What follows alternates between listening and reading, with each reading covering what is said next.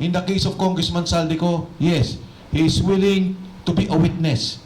Kung hindi man siya napayagan sa Blue Ribbon Committee na mag-Zoom, and we have done that, alam niyo ho yan, under suspended rules, pinapayagan natin yan, kung magagawa ito sa impeachment at naniniwala silang dapat malaman ang katotohanan.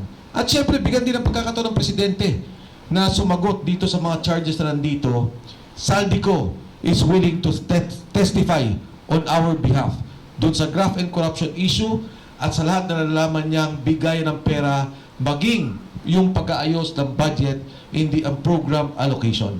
Did he call you? Did you call him? What was the purpose of the call? Etc. At a proper time, I will divulge. Pero ang primary sa akin is that he is willing to testify before the committee when asked. Kasi very critical yung kanya eh. As pointed out by Attorney Topacio and all the lawyers here, personal knowledge yung kanya. Nag-deliver siya noong sa 25 billion, nag-deliver siya sa Tamarind noong 800 and 200 million. Hindi, iba pa yun. Iba pa yung kay Yusek Bernardo at yung mga deliveries ng pera. So, at the proper time, Tina, magsasalita ako dyan, I will divulge it. Of course, alam kong critical na malaman sino ba lumapit, sino ba nagsalita, at ano yung kanyang interest to present.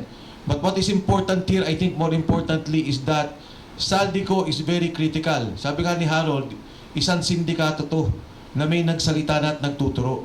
Importanteng malaman natin ang katotohanan dito. Kung walang alam si Presidente, sinasabi niya hindi siya tumatanggap, tingnan natin, ipaliwanag niya. Pero Saldico is very clear about it and very direct on the bribery at yung pagbibigay niya ng delivery ng pera kay Pangulong Bongbong Marcos. Clarification lang. Saan siya magte-testify? Blue Ribbon?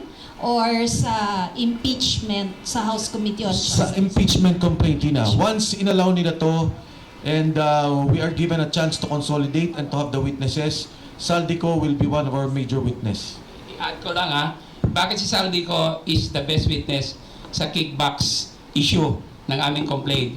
He is a co-conspirator and under the rules of evidence, a co-conspirator can be presented as a witness.